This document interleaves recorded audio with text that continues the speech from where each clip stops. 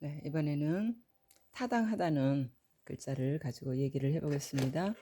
그동안 제가 이 타당하다는 이 글자를 여자가 손톱으로 바가지를 긁는 것은 좀 타당하다, 이런 식으로 그동안 써먹었어요. 여자가 살다 보면 바가지 긁어야 할 일이 많죠. 그래서 그걸 합당화시키는 말로 이걸 써먹었는데, 오늘 이제 손톱이 들어간 글자를 모아놓고 영상을 찍어볼까 하고 조사하다 보니까 이 그림을 발견한 거예요. 각골문에 있는 이 그 모양이 이 여자의 머리채를 이게 손으로 탁 휘어 잡는 이것이 바로 이 글자였다는 거예요. 아, 뭔가 이상하네. 네. 그래서 이제 이 손톱의 주인공이 누구야? 그러면 이 여자는 누구야? 이 여자의 이 머리채를 끌어잡을 수 있는 거는 우리의 첫 조상 하와밖에 없다는 생각이 든 거예요.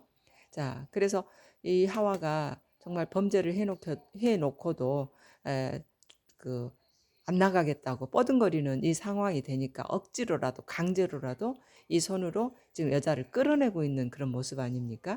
네, 그래서 이제 이렇게 생각을 해보니까 그동안 생각했던 것이 확 뒤집어져야 된다는 그런 생각이 들어요.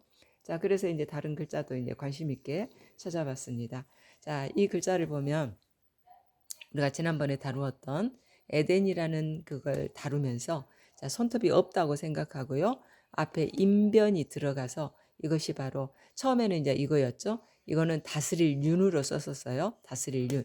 사람의 손에 그 임금이 그 홀이라는 지팡이를 들고 있는 모습이다 해서 다스릴 윤으로. 그런데 이제 그가 말하자면 죄를 짓게 되니까 인변이 붙으면서 저것 이것으로 변했다 그랬죠. 그런데 이제 이 다스릴 윤이 이번에는 손톱을 만난 거예요. 그래가지고 이 글자가 뭐가 됐는가 하면은 논쟁이라는 말이 됩니다. 논쟁. 그러면 이 다스릴 윤에 해당되었던 인물이 누굴까요? 아담일 수밖에 없잖아요. 왜냐하면 하나님께서 처음에 아담을 만들어서 이 땅의 모든 동물들 이런 것들을 다스리라는 권한을 줬잖아요. 그래서 이제 이렇게 아담의 신분이 다스릴 윤에 해당이 된다면 그가 죄를 지으니까 결국 다스릴 권한도 뺏기고 그리고 여기 사람 인변이 붙어서 저것 이것이 돼버리는 상황이었죠. 그렇다면 이 손톱의 주인공은 누구겠어요? 당연히 타당하다는 이 글자에서도 이 손톱의 주인이 하나님으로밖에는 생각이 안 드는 거예요. 그래서 하나님하고 아담하고 범죄가 시작되면서 논쟁이 벌어지는 상황이 되죠. 자, 그 다음 글자를 보게 되면은 그것이 또 확신이 가는 글자예요. 말하자면은 손톱이 있고 아들 자자가 있어요. 하나님께서 하나님의 손으로 말하자면 저 아들처럼 여기는 아담을 만들었잖아요. 네. 그런데 그 아들에 대한 믿음이 있었다는 얘기예요. 믿음부라는 얘기입니다. 처음에는 정말 믿음이 있었죠. 그래서 아담을 신뢰하고 지상의 동물들을 다 이름을 또 짓게 하고 했잖아요. 그런데 그만 그들이 자, 어떻게 됩니까? 인변이 붙으면 저하된다 그랬잖아요. 그래서 인변이 붙어서 어떤 상황으로 변했는가 하면은 사로잡을 부로 변해요. 사로잡을 부로. 네. 정말 믿음이 갔던 그 믿음 부가 이제 인변이 들어가니까 사로잡을 부로 변해버리는 거예요. 그 다음에 이제 그 밑에를 보게 되면은 똑같은 글자인데 아들 부 말하자면 믿음 부에서 물수를 붙이니까 떠다닐 부가 됐어요. 떠다닐 부. 자, 뭐 무슨 얘기했어요? 이제 범죄하고 나서 사로잡히고 그리고 쫓겨나니까 아버지를 잃은 것과 같은 신세 아니겠습니까? 그래서 이제 어디로 갈 줄도 모르고 떠다니는 아담의 신세가 여기에 들어있는 거예요. 근데 사실 이제 우리가 옛날 이야기 한 토막의 얘기를 잠깐 한다면 그 도끼를 가지고 산에 나무하러 갔던 그런 그 나무꾼이 도끼를 그만 물에 빠뜨렸다고. 그래서 신에게 구하니까 도끼가 물에 둥둥 떠가지고 은도끼가 금도끼가 네 거냐 하는 그 얘기가 나왔어요. 그때 도끼가 물에 둥둥 떴다는 그 얘기에 이 글자가 쓰인단 말입니다. 근데 그건 이제 한 토막의 이야기에 불과하죠. 정말 이 글자에는 이 손의 주인공은 하나님이시고 그리고 이 밑에 있는 이 아들같이 만들었고 다스릴 윤으로 맨 처음에 했고 이 모든 것들이 아담과 하와에게 적용이 안 될 수가 없는 상황이라는 것을 생각했어요. 자, 여기까지는 분명히 그런 의미 아니면은 설명이 안 되는 글자입니다. 자, 근데 이제 여기서부터는 요즘에는 또 여러 가지로 가채로 또 상용을 하고 있는 글자들이 많이 있죠. 자, 그래서 이제 여기 옆에 있는 글자를 보게 되면은 딸채, 그러니까 뭔가를 딴다는 얘기예요. 나무에서 손톱으로 이제 뭐 찻잎을 딸 수도 있을 것이고 과일을 딸 수도 있을 것이고, 그래서 이제 딸채로 지금 현재 쓰이고 있습니다. 이 손은 굳이 하나님에게 적용이 안 돼도 되겠죠. 네. 그 다음에 이제 여기 보면 이 글자가 그대로 밑으로 내려와서 손수가 한 번 더 붙어요. 그래서 이제 켈체라는 글자로 쓰이고 있습니다. 그 다음에 이제 또 그 글자 그대로 내려오죠. 그래가지고 이제 바람이 살랑살랑 분다는 이 느낌을 주는 이 글자로 변합니다.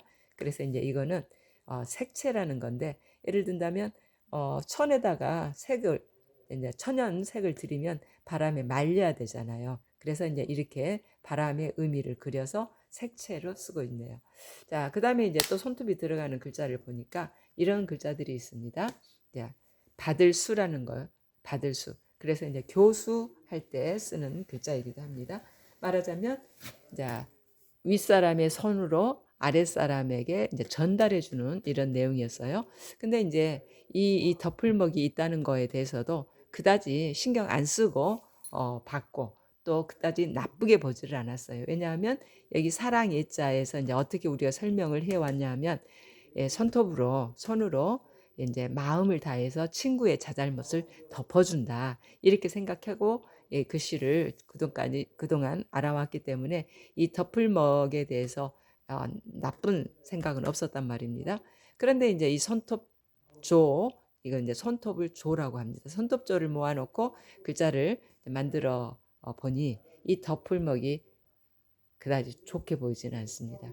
왜냐하면, 자, 이 덮을먹이 없다면 위의 손과 밑의 손이 원활하게 주고받을 텐데, 그만 이 덮을먹이 생김으로써 원활하게 주고받지 못하고 주고받는데 어려움이 있다는 얘기죠. 또 사랑 역시도, 네, 덮을먹이 없으면은 사랑, 위의 사람과 밑에 사람의 사랑이 정말 원활하게 예, 소통할 수가 있을 텐데, 덮을먹이 있음으로써 사랑하기 정말 힘든 상황이 되죠. 특히나 가족 사랑도 힘드는데 남과의 사랑은 더더욱 힘든 상황이 되죠. 네, 그래서 이 덮을먹이라는 것이 이제 손톱조를 쭉 이렇게 대화를 하다 보니까 과히 좋은 의미는 아니네 하는 생각을 합니다. 그런데 이제 이걸 덮을먹을 빼고 글자를 써보니까 글자가 안 되는 거예요. 그런 글자는 세상에 없는 상황이 된 거죠. 자, 그 다음에 이제 이 글자는 손톱하고 볼견이 만난 거예요. 무슨 얘기냐면, 자, 손톱으로 먹을 것을 찾아다닌다는 얘기예요. 손으로. 그런데 먹을 것이 없어요. 예, 풍부하지가 않습니다. 그래서 먼 곳까지 봐야 된다는 얘기예요. 먼 곳까지 보면서 먹을 것을 찾아다닌다, 이런 의미였습니다. 그 다음에 이제 밑에 글자는 도정한다는 의미예요. 지금 도정은 기계로 하지만 옛날 도정은 전부 절구통에다 넣고 도정을 했잖아요. 그래서 벼화가 있고 그리고 절구통이 있죠. 절구통에다가 이제 벼를 찍고 나서 껍질이 벗겨지면 손톱으로 긁어내서 또 이렇게 채질을 하는 이런 과정이, 자, 이렇게 도정이라는 글자에 쓰이고 있습니다. 자, 이렇게 해서 오늘은 손톱조가 들어가는 글자를 모아서 자, 얘기를 한번 해보자 하고 이렇게 해봤더니 엉뚱하게, 정말 이 글자까지는 사실 상상을 못했거든요. 이 글자까지 아담과 하와에게 적용될 것이라고는 생각을 못했는데, 자, 글자를 이렇게 풀어보고 나니 정말 이 글자마저도 첫 인간 하와에게 적용을 안 할래야 안 할 수 없는 상황이 돼버리는 거예요.